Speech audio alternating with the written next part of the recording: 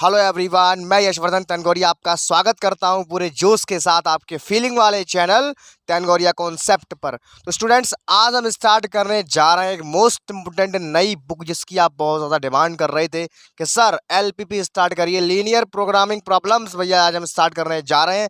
तो most important आज का वीडियो होने वाला है। ये पहला लेक्चर है, आप किसी भी यूनिवर्सिटी के स्टूडेंट हों सभी में ये पूछा जाता है और मोस्ट इंपोर्टेंट है। तो चलिए फटाफट से आज आप पहला वीडियो थोड़ा सा बताना चाहूँगा, उसके बाद शुरुआत करते हैं। देखिएगा, जल्दी से बिना देरी किए फटाफट से एक रफ नोटबुक और एक पेन लेकर के बैठ जाइए। चलिए आज की फीलिंग वाली क्लास को शुरू करते हैं। देखिएगा, तो देखो भैया, आज हम स्टार्ट करने जा रहे हैं एक नई book, LPP linear programming problems. इस बुक में कतई सिंपल है, लगाओ फॉर्मूला, निकालो आंसर। इसमें ज़्यादा डीपली आने की कोई ज़रूरत नहीं है। ये उन लोगों के लिए है जो बड़ी बड़ी कंपनी होती हैं, उनमें आपने देखा होगा किस तरह से मैनेजमेंट को सेट करना है, किस तरह से सब कुछ करना है, उसके लिए ये चीज़ पढ़ाई जाती है स्टूडेंट्स को। जो बड़े बड़े बिजनेसमैन और बड़ी बड़ी ट्रांसपोर्टेशन कंपनियां होती हैं, उनके अंदर जो वर्कर काम करते हैं, उनको किस तरह से रखना है, कितनी कैसी क्या सैलरी देनी है, बिजनेस के एरिया में इसका बहुत यूज़ है। लेकिन हमको यहाँ पे इस पर पीएचडी नहीं करनी है, कतई सिंपल सब कुछ होने वाला है। इसको ऐसे हम लोग डील करेंगे जैसे कि बचपन में करते थे, लगाओ फॉर्मूला निकालो आंसर। किसी भी यूनिवर्सिटी से हो, हर एक किसी में ये बुक चलती है। और एग्जाम में इसमें एक बढ़िया चीज़ ये है कि इसमें कैलकुलेशन थोड़ी सी खतरनाक होती है, तो पेपर में अलाउ होता है कैलकुलेटर को ले जाना। तो यहाँ पे बस आपको इतना ध्यान रखना है, आपको बस फॉर्मूलास याद करने हैं और मेथड याद करना है बस। लगाओ मेथड, निकालो आंसर, लगाओ मेथड, निकालो आंसर। इसमें बस ये होने वाला है, इसमें कोई ज़्यादा सोचने की बात नहीं है। अरे तुम्हारा ये निकल गया, 1 मिनट यार।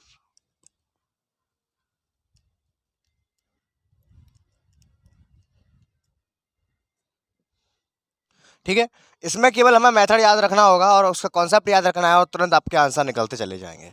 तो इसमें जो पहला जो चैप्टर है, यानी कि मैं ओनली वही चैप्टर करा रहा हूँ जो बहुत ज़्यादा पूछे जाते हैं। पहला जो है वो है IBFS, initial basic financial solution या initial basic feasible solution. Most important है भैया, बहुत ज़्यादा इंपोर्टेंट है। ये आपको निकालने के लिए पेपर में पूछा जाता है। ठीक है, अब देखो ये पूछा कैसा है। इसको निकालने के हम पे भैया होते हैं 3 मेथड। पहला मेथड होता है हमारा नॉर्थ वेस्ट कॉर्नर रूल, जो अभी इस वीडियो में देखने वाले हैं। सेकंड नंबर का हमारा होता है मैट्रिक्स मिनिमा मेथड या मिनिमम कॉस्ट प्राइस मेथड। इसके अलग अलग नाम है, कंफ्यूज मत हो जाना, सारे कराऊंगा। तीसरा होता है आपका बोगल्स अप्रोक्सीमेशन मेथड। तो स्टूडेंट्स, आज के इस वीडियो में हम देखने वाले हैं नॉर्थ वेस्ट कॉर्नर मेथड। और मैं आपको बता चुका हूँ ऑलरेडी कि आज 3 वीडियो आएंगे एक ही साथ, ये तीनों के तीनों मेथड फिनिश हो जाएंगे। चैनल पे जाके आप लोग चेक कर लेना, प्लेलिस्ट का लिंक आपको नीचे डिस्क्रिप्शन में मिल जाएगा।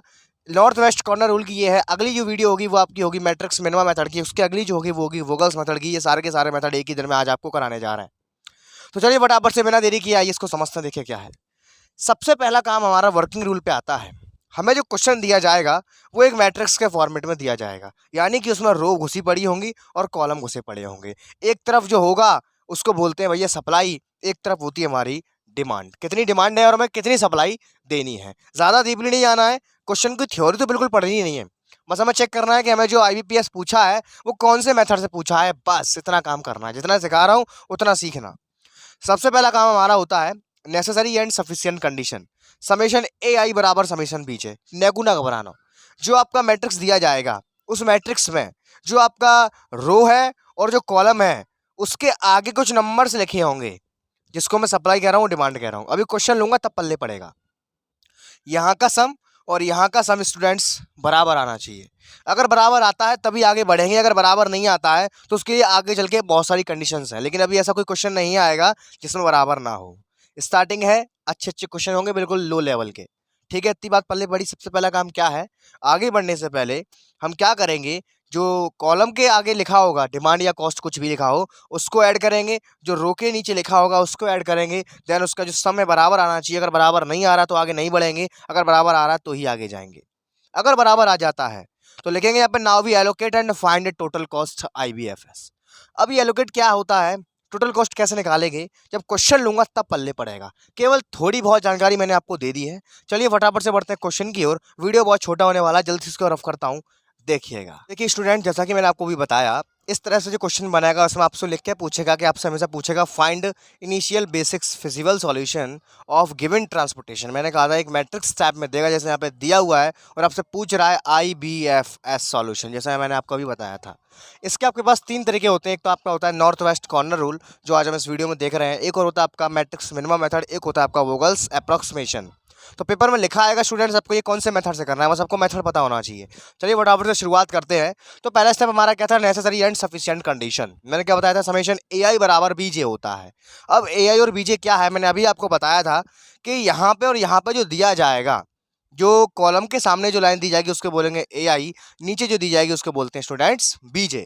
हमको चेक करना है सबसे पहले आगे बढ़ने से पहले कि क्या इनका सम बराबर आ रहा है या नहीं आ रहा है। अगर सम बराबर आता है तो हम बढ़ेंगे सेकंड स्टेप की ओर, जो था हमारा एलोकेट करने वाला। ठीक है, यहाँ पर चेक करें, देखिए समेशन AI समेशन BA के बराबर आना चाहिए। देखिए 8 और 4 12, 12 और 9 21 होते हैं। समेशन जो AI है वो 21 आया है। अब चेक करते हैं कि समेशन BG कितना आता है। ठीक है, 3 और 3 6 और 6 12, 12 और 9 21 हो रहे हैं, यानी कि सीधी सी बात है समेशन AI समेशन BJ के बराबर आ गया स्टूडेंट्स। अब देखेंगे यहाँ पर लास्ट स्टेप, यही मोस्ट इंपोर्टेंट है।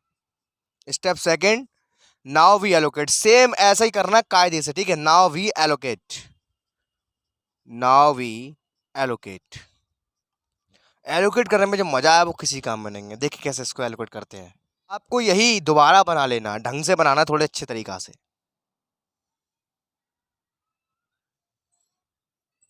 आप इसके लिए स्केल का यूज कर सकते हो।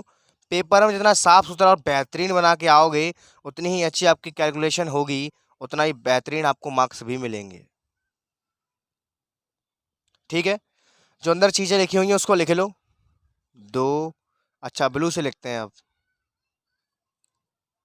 2 11 10 3, एक और बनेगा, एक और बना देते हैं।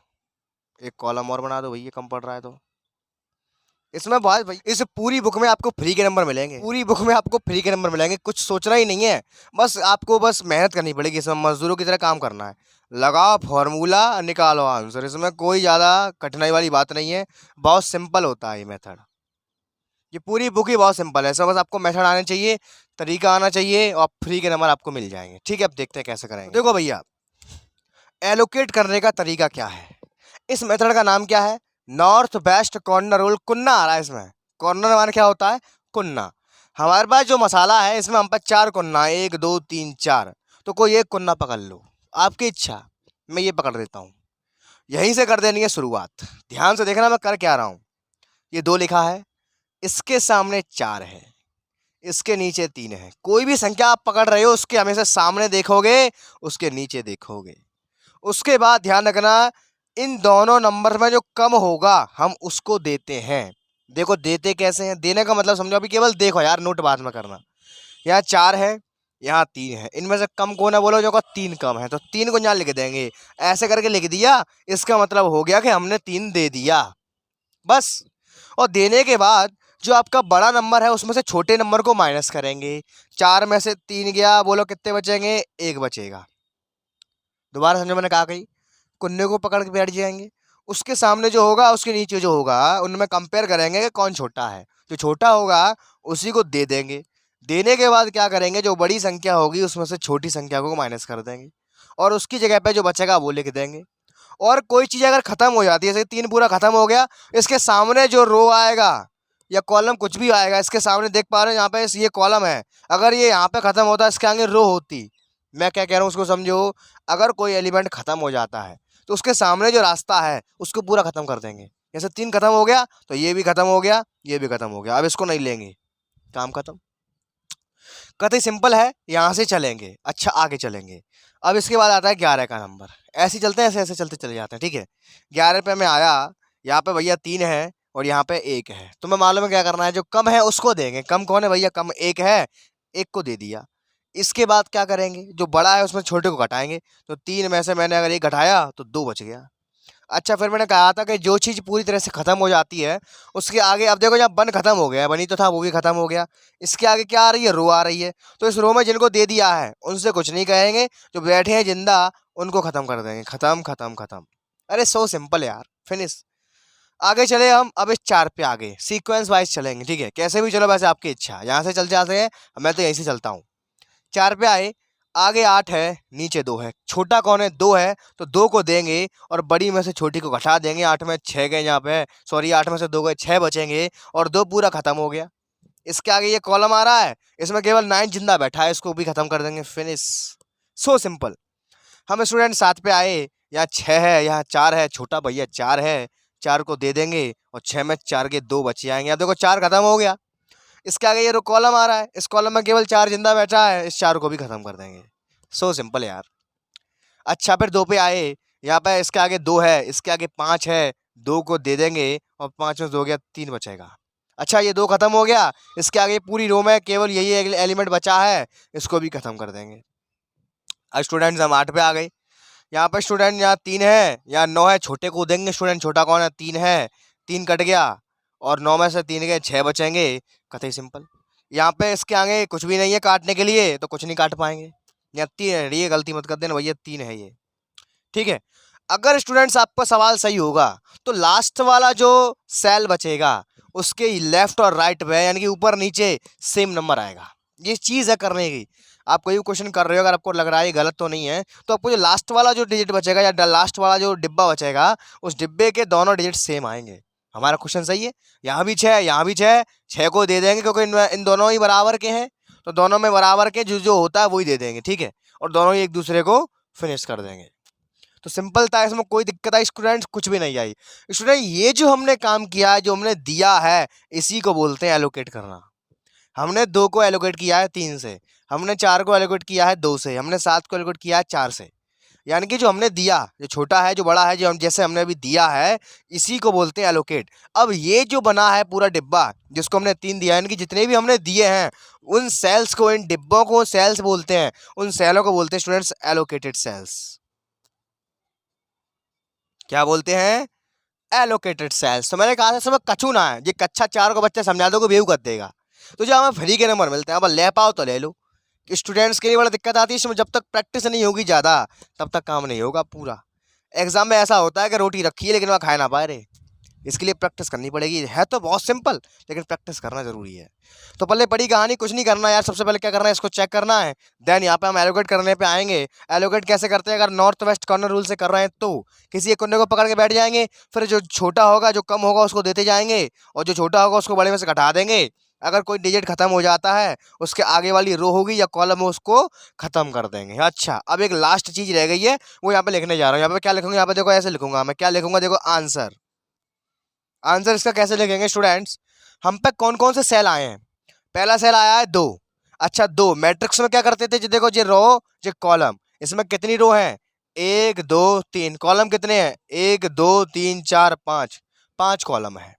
ये पहली रो का पहला एलिमेंट है, जैसे मैट्रिक्स में लिखते थे वैसे ही लिखेंगे, x11 पहली रो का पहला एलिमेंट है ऐसे, ठीक। इसको हमने कितना दिया है? 3 दिया है, तो 3 लिख देंगे यहाँ पे। सेम ऐसे ही करना। दूसरा आ जाओ, हमने इस 11 को दिया है, 11 क्या है? 11 है पहली रो का दूसरा एलिमेंट, यानी कि x12। इसको कितना दिया हमने? 1 दिया है। आगे चले, इसमें कुछ नहीं है, इसमें हमने 7 को दिया है। 7 क्या है? दूसरी रो का 1 2 3, सॉरी 4 को भी दिया है। पहले 4 को देंगे, 4 क्या है? दूसरी रो का दूसरा एलिमेंट, यानी कि x22। x22 को स्टूडेंट्स हमने कितना दिया है? हमने 2 दिया है।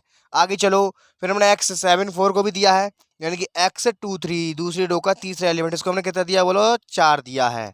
यहाँ पे इस 2 को भी दिया है, ये है कौन सा? दूसरी रो का चौथा एलिमेंट x24। इसको स्टूडेंट हमने कितना दिया है? 2 दिया है, ठीक है, बहुत बढ़िया। अच्छा यहाँ पे आ गए अब तीसरी रो का चौथा एलिमेंट x34। इसको हमने स्टूडेंट्स 3 दिया है, और तीसरी रो का पांचवा एलिमेंट, इसको हमने 6 दिया है।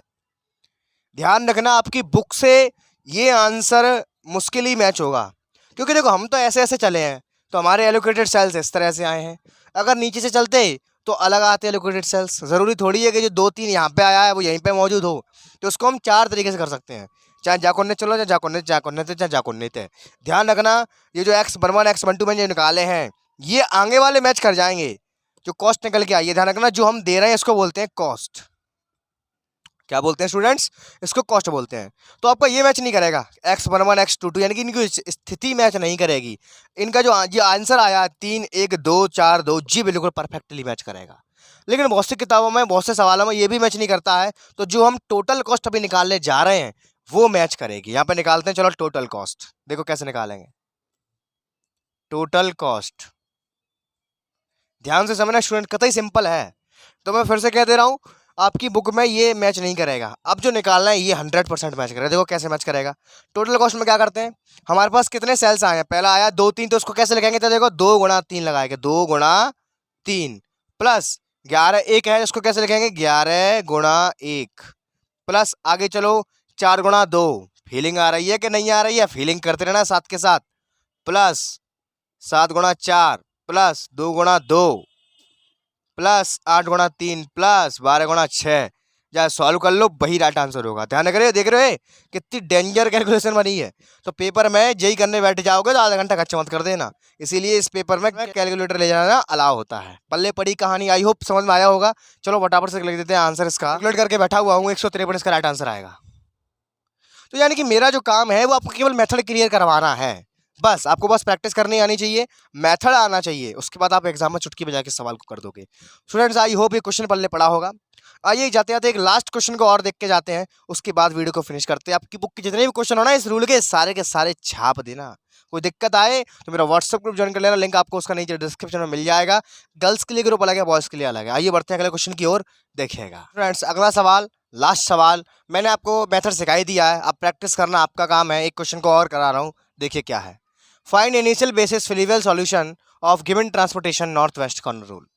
आपको ये सवाल भी करना है, कैसे करना है, नॉर्थ वेस्ट कॉर्नर रूल से करना है। स्टूडेंट्स यही मेथड आपको अप्लाई करना है इसके अंदर, नॉर्थ वेस्ट कॉर्नर रूल। ध्यान रखना, पेपर में थ्योरी कितनी भी बड़ी क्यों ना हो, आपको इस एक लाइन से मतलब होना चाहिए, ठीक है। देखिए फिर इसका कहानी खत्म। सॉल्यूशन, पहला स्टेप क्या है, necessary and sufficient condition. Summation A I जो है समेशन बी जे के बराबर आना चाहिए। लिखते हैं यहाँ पर नेसेसरी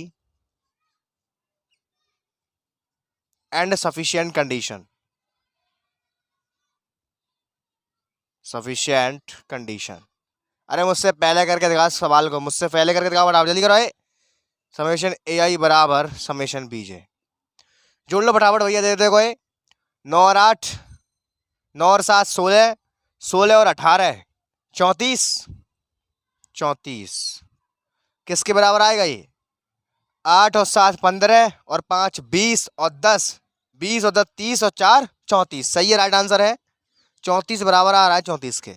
अभी कंफ्यूज मत हो जाना कि ये बराबर नहीं आया तो क्या होगा, इसके लिए आगे मैं कंडीशन कराऊंगा। अभी ऐसा कोई सवाल नहीं फंसेगा, ठीक है। देखिए फिर इस कहानी, अब बढ़ते हैं स्टेप 2 की ओर, जो मोस्ट इंपोर्टेंट स्टेप है। नाउ वी एलोकेट,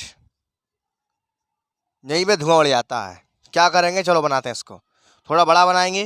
कितने हैं इसमें, 1 2 5 हैं, 1 2 3 4 5।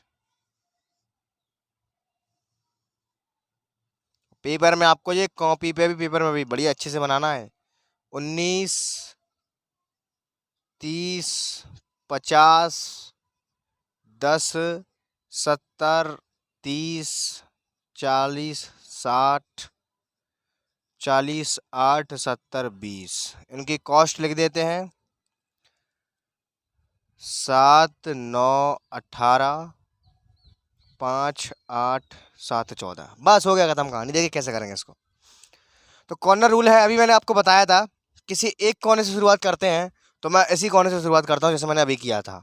इसके आगे 7 है, इसके नीचे 5 है। जो छोटा होता है स्टूडेंट्स उसको देते हैं, यानी कि उसके उस कॉस्ट को देते हैं, एक कॉस्ट होती है आपकी, ठीक है। 5 को दे देंगे, 5 दे दिए, जगह भी नहीं है यहाँ पर, ठीक है, दिखाई दे रहा होगा साफ साफ। 5 को दे दिया, अब बड़ी में से छोटी को घटा देंगे।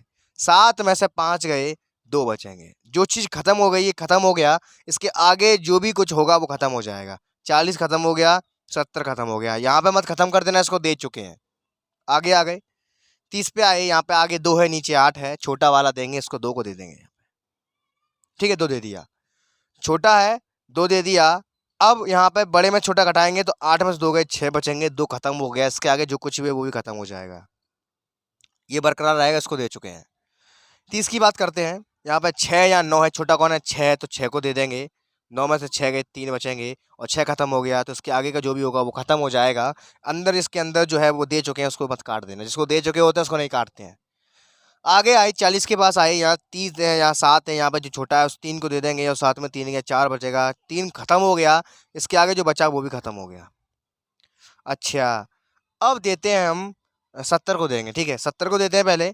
18 है या 4 है, छोटा वाला देंगे, छोटा अपना 4 होता है, 4 को दे दिया और 18 में 4 के 14 बचे, 4 खत्म हो गया। इस जो खत्म हो गया इसके आगे सब कुछ खत्म कर देंगे, लेकिन यहाँ पे खत्म करने के लिए कुछ है ही नहीं है, क्योंकि ये एलोकेट हुआ चुका है, ये भी एलोकेटेड है, ये हम पहले ही खत्म कर चुके हैं, तो उसके आगे कुछ वो नहीं बोलेंगे।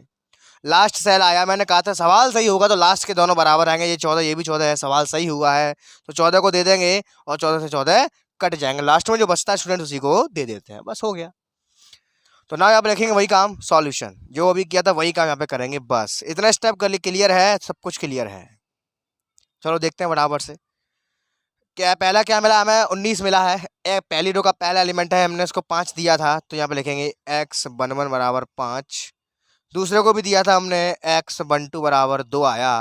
फिर हमने दिया था x22 को हमने दिया था 6, x23 को दिया था हमने 3 और x33 को हमने दिया था 4 और x34 को हमने दिया था 14। अब हमें निकालनी है टोटल कॉस्ट, वही अपना राइट आंसर है। टोटल कॉस्ट निकाल लेंगे, क्या करेंगे वही गुणा करेंगे बराबर से, देखो 19 गुणा 5 प्लस 30 गुणा 6 प्लस 40 गुणा 3 प्लस 70 गुणा 4 प्लस 14 गुणा 20। भैया जोरदार कैलकुलेशन है, मैं तो कैलकुलेटर से इसको कर दूंगा, आप लोग भी कर देना, ठीक है। यहाँ पे आपको देखो कैलकुलेशन से मतलब नहीं है, बस आपको मैथड आना चाहिए। पेपर में कैलकुलेटर अलाउ होता है अगर आपके स्कूल वाले अच्छे हैं तो, वरना आपको घटना तो पड़ेगा, ठीक है। देखिए क्या आंसर मैंने निकाली, इसका आंसर आएगा 1015 is the very very correct answer. फिर से कह रहा हूँ एग्जाम में और पेपर में ये मैच करेगा, ये आगे वाले मैच नहीं करेंगे, पीछे में जो आया है जितनी जितनी कॉस्ट दी है ये मैच करेंगे, जो दिया गया वो मैच करेगा। आगे का ध्यान रखना, ये स्थिति इनकी कुछ भी आ सकती है, क्योंकि एक जरूरी नहीं है जो 6 हमने दिया हुआ x2t पे ही जाए। एग्जाम में जो चेकिंग होगी इसकी मायने होगी और इसकी होगी, कतई सिंपल है। तो आई होप आपको कॉन्सेप्ट क्लियर हुआ होगा, कतई सिंपल है, इसमें कुछ भी नहीं है यार। फ्री के नंबर अगर ये भी नहीं लूट पा रहे हो तो क्या फायदा है ऐसे नंबर से। तो आई होप स्टूडेंट मेथड वाले पढ़ा होगा, और ये पहला वीडियो था, अगर आपको मजा आया, दिल से फीलिंग अगर आई है, क्वेश्चन में बड़ा खेल लगा है, तो अपने दोस्तों को जरूर शेयर कर देना। इसी के साथ मैं यशवर्धन तनगोरिया लेता हूँ आपसे विदा, मिलते हैं अगले वीडियो में जोरदार टॉपिक के साथ, तब तक के लिए see you tomorrow, bye, take care.